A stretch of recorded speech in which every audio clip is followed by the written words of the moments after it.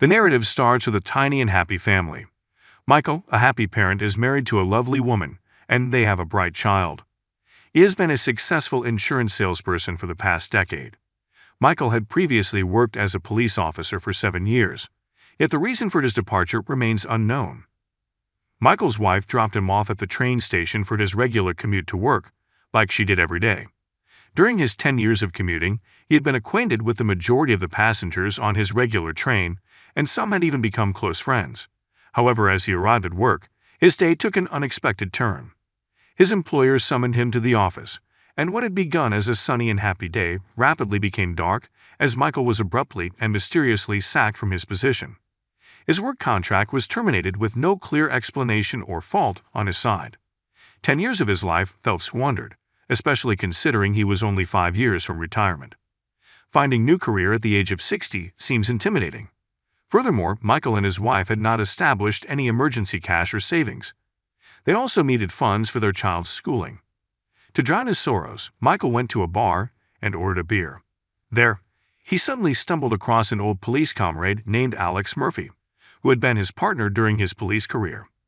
In that bar, he also met another police officer who had advanced to the rank of captain, Captain Hauer. Later, Michael took the train home as usual. While boarding, he accidentally bumped with someone and discovered that they had stolen his phone from his coat pocket. Unfortunately, by the time he recognized it, the train had already begun moving, and he was unable to pursue the thief. Michael sat in the back of the train car engaged in a book, trying to forget about the experience. Suddenly, a woman named Jonna sat in front of him and started talking. She eventually challenged him and offered him a $100,000 prize if he could find someone called Pride before the train arrived at Cold Spring Station. Furthermore, Michael had to covertly place a tracking device into a backpack carried by Pride, an average traveler. Unlike Michael, who was a frequent rider, Jonna had already stashed $25,000 in the lavatory in the back of the carriage as an initial payment. This challenge came with one tight condition. Michael could not tell anyone about it. Jonna disembarked at the first station, leaving Michael perplexed by this unusual duty. Despite his dire financial troubles, Michael decided to take the $25,000 he discovered in the washroom. He had no intention of searching out Pry and planned to disembark at the next station. However, as the train came to a halt and Michael was about to exit, a small kid approached him and handed him an envelope, reminding him that he needed to finish what he had started. The envelope contained his wife's wedding band. He suddenly realized that his family was in peril, and John had pressured him into finding Pry.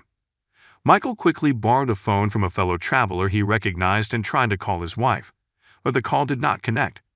He then attempted to contact Murphy, who could not be reached either. In a moment of stress, Michael left a message explaining his situation. After that, he approached Walt, a fellow commuter with whom he was familiar, and explained the issue through a note in the newspaper Walt was reading. Michael also asked Walt for aid reporting this to the police when they arrived at the next stop. Walt got the word and disembarked at the next station. Jonna suddenly contacted Michael on the borrowed phone, accusing him of breaking the rules by revealing the challenge to Walt, which she claimed would result in Walt's death. As Michael looked out the window, a horrific scenario unfolded before his eyes. Walt, who was preparing to cross the street, was aggressively pushed and hit by a bus.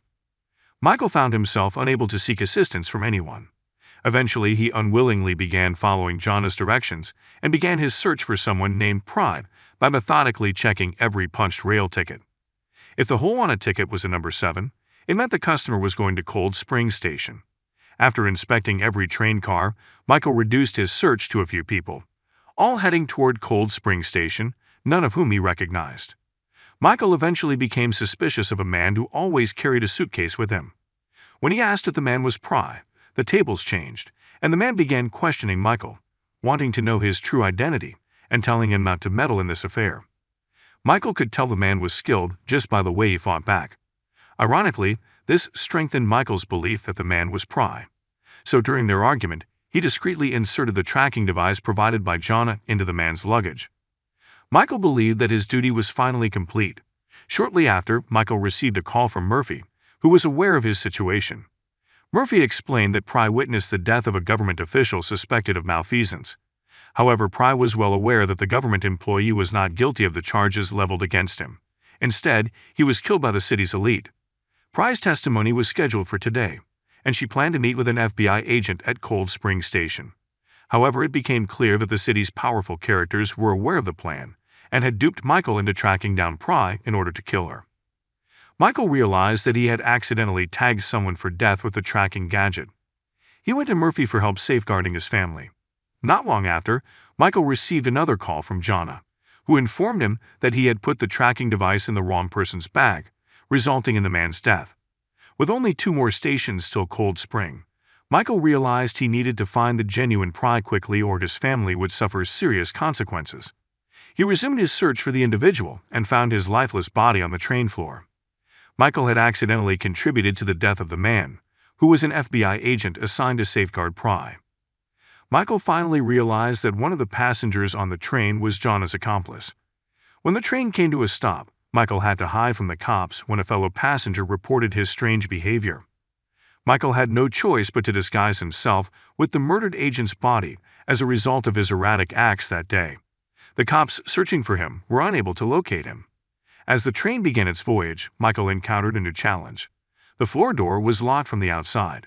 He had to re-enter the train from the outside, but it was difficult since his bag became stuck, scattering his money in the wind. After successfully rejoining the train, Michael took the initiative to turn off the air conditioning, bringing the remaining passengers into a single carriage with working AC. This clever move would help him find Pry, not to brand her, but to protect her from imminent danger. Michael's sense of responsibility as a former police officer was rekindled, leading him to protect an innocent individual.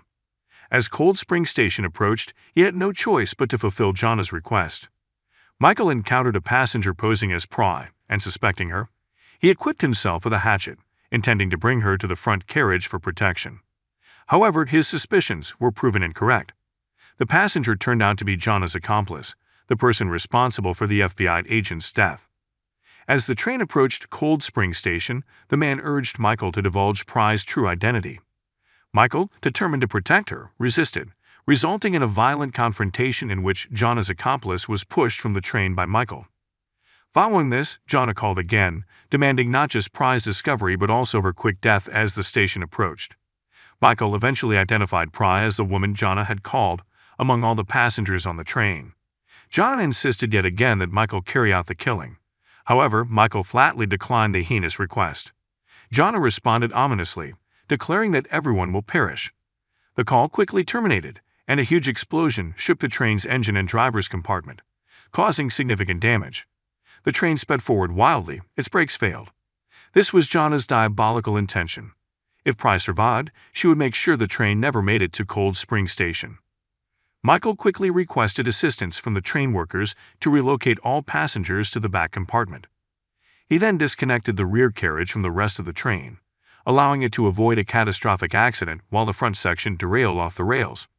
Michael gathered all of the passengers and persuaded them not to leave just yet, since the agony was far from done. He asked that everyone cover the windows with newspapers to protect the interior from Pry's eyes. With the train no longer visible, Michael struck up a conversation with Pry to find out what was going on.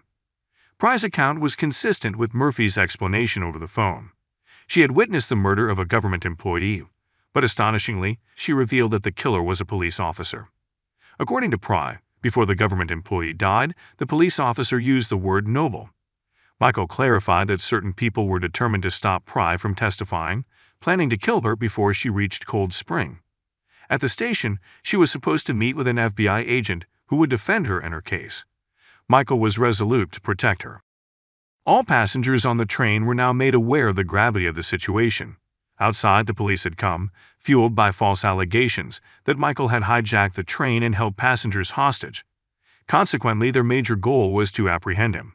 Captain Hauer and Murphy, 2 close pals, were also present. Murphy was assigned to negotiate with Michael upon entering the train, and his primary priority was the well-being of Michael's family. He had contacted the FBI to secure their safety. Murphy was perplexed because earlier that day, Michael had approached him about a challenge. Murphy used the term noble in one of his comments while attempting to reason with Michael and persuade him to release the passengers. Michael turned to face Pry, who was crouching behind a bench, terrified. Pry's account of the police officer who killed the government employee pointed clearly to Murphy. With his cover shattered, Murphy could no longer deny his role, especially after Jonna contacted and told him to kill Pry. Despite Murphy's might, Michael remained steadfast in his commitment to protecting Pry. Meanwhile, outside the train, a sniper with X-ray vision informed Captain Hauer that Murphy was under attack. Captain Hauer quickly ordered the sniper to eliminate Michael. However, Michael had fallen to the ground and snatched the X-ray marker off Murphy's shirt. The sniper, who had X-ray vision, misidentified Murphy as Michael because of the blue X-ray marking in Michael's hand. The sniper fired a fatal shot at Murphy. When police and FBI officials burst in, ready to arrest Michael, the passengers united in his defense. They praised Michael as a hero. An FBI agent who had been waiting for Pry reported that Michael's family was safe, having captured 3 suspicious men near his home. Michael could finally breathe a sigh of relief after hearing Pry's testimony and reviewing the FBI report. The police began to understand his behavior.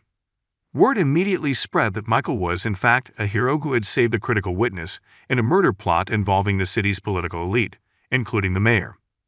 Michael was accompanied by his wife and child, who had heard the story and realized he was a hero.